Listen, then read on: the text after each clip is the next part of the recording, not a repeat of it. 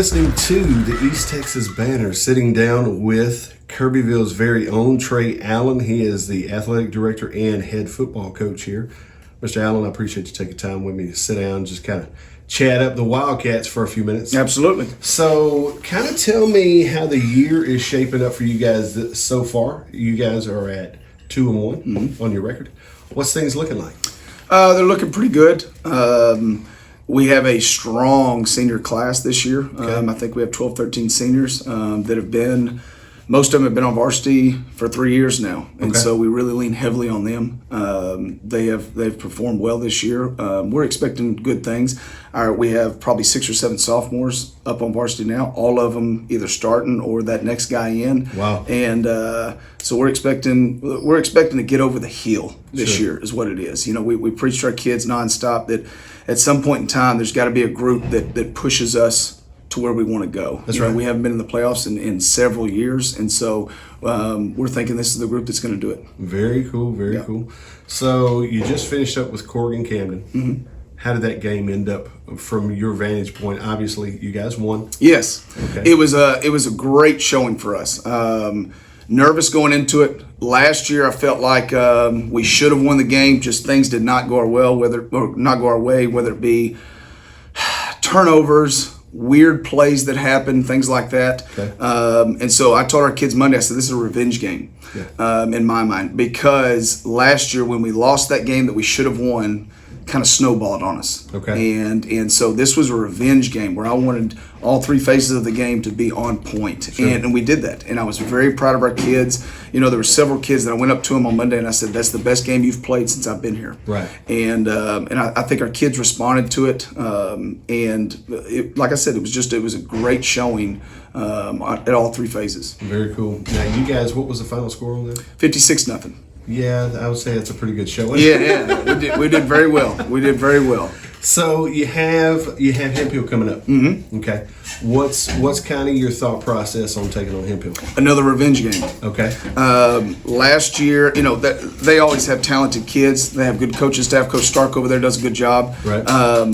But last year we had, I think, 440 yards total offense, but we had 7 turnovers. Okay. And so, you know, this is another one of those, hey, let's do things the way that we're supposed to do them. Let's do things the way that we're capable of doing. Right. And hopefully come out with a win on that. Yeah. But once again, like I told the kids Monday, this is another revenge game. You know, let's play Kirbyville football. Let's play with high character. Let's play with relentless effort and try to go bust through a wall. So really, you guys are kind of taking in this kind of preseason time frame with a chip on your shoulder. Absolutely. 100%. Absolutely.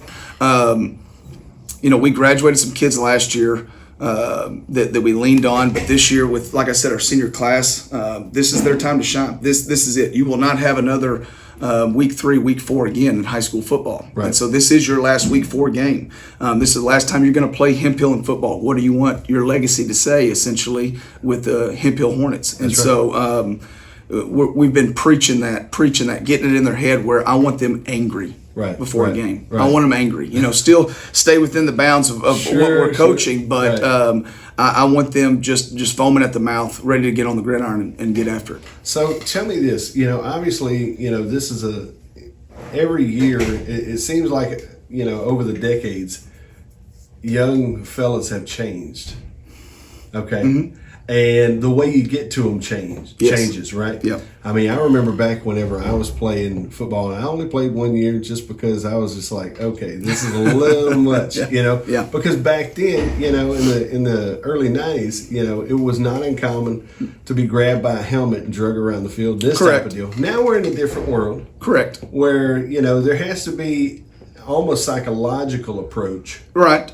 Outside of some of the physical stuff, maybe even some of the guys in the 80s would be like, you know, this type of thing. So how do you get to that? So, because that seems to be a hurdle. My approach is this. It all boils down to relationship with kids. Okay? If that kid knows you care about him and love him, I want that kid to run through the wall because I ask him to, not because I drag his head and beat it against the wall. Sure. And so I think if you have that relationship with the kid, you don't have to do all that. The psychological and all that kind of stuff. Now, sometimes you have to with 1 or 2 of them, absolutely. But I think for the most part, What we're trying to do here is we're trying to get our kids to buy into what we believe is to be the right way to do things. Right. And when that light bulb goes off, Yeah. and they understand that, okay, this is the way, and it actually works, Right. then the rest is easy. Because it's almost like you guys, in a way, I hate to put it like this, but there have been so many films come out through the last few decades about the philosophy of coaching and how you approach getting to everybody getting on the same page. Yeah, it's tough nowadays with this generation, I would say. Sure. Just because they are so different than even whenever I was playing. Right. With the cell phones and all the crap that goes on with that, with social media and all that kind of junk.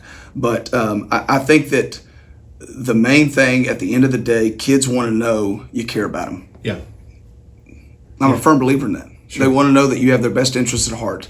And I'm not going to ask you to do something you can't do. I'm not going to belittle you and put you down and scream and holler at you if you're doing something that you're not capable of doing. Right. And so I think that once again, it just goes back to relationship with kids and can you build that and then build them up to where, hey, I'm a good player. I want you to be a great player. Right. And so because that matters, man, because it's almost like, in a way, you guys are setting the bar. You as the coach. Yes. You're setting the bar, and all your coaching staff sets the bar and then begins to try to challenge them to find different parts of their own mind frame. Yes. I mean, I'm a firm believer in this. Your team is going to take on the identity of the coach. Okay. And the coaching staff. Sure. Okay. So if I am energetic, so to speak, okay, if I'm energetic, if I'm positive, if I'm going to be bringing the juice every day, then it should be contagious in my mind. Okay. And it is. And so it's the same thing with the entire coaching staff. You can't have just one person doing it. It's got to be everybody buying into it, right? Yeah. The community got to buy into it. The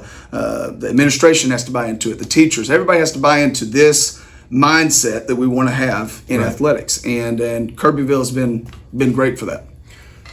So, looking toward district, any trouble spots you see on the horizon? Well, look, we're in a very tough district. There's a lot of good, talented teams that are coached well, that have great athletes on it.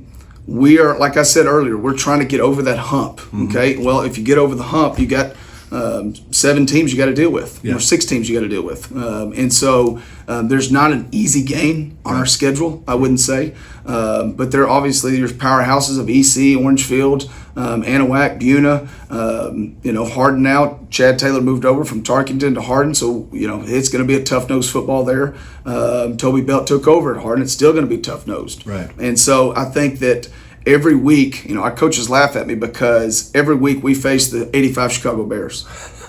That's my mindset. Sure. I don't care if I'm playing my son's peewee team. Yeah. That's our game plan. That's our mindset going into practice is we're about to go against the 85 Bears. You better bring it. Right. And I think we have the capabilities of competing with every last one of them. We have the capabilities of making the playoffs. My hands down believe that. Very good. It's just going to be what happens on that gridiron. Yeah. And can we handle ourselves? Can we overcome the adversity Right. when that happens? Because every dadgum game, something's going to go wrong. Yeah. We preach that to our kids before every game. Something's going to happen. Right. Forget about it, overcome it, next play, and let's move on. And with going into district, I'm not looking at district. Yeah. To be completely honest with you, I'm looking at the Hornets from Hemphill. You're looking at and that's Hemphill. it. And really, I'm looking at today's practice, and that's it. Yeah. And I don't want our kids to get ahead of ourselves. Hey, we've got to play. We got to beat this team. No. We got to beat this team this week. Yeah. And from there, Yeah. we add a week, and so on and so forth. And at the end of the day, we'll see where the chips fall. Anything you want to put out there to the Kirbyville fans? Keep coming out and supporting. We appreciate the heck out of it. We're going to put a good football team on the field that is going to do things the right way. There you go. Trey Allen, I appreciate you sitting down with me, man. Absolutely. Thank you.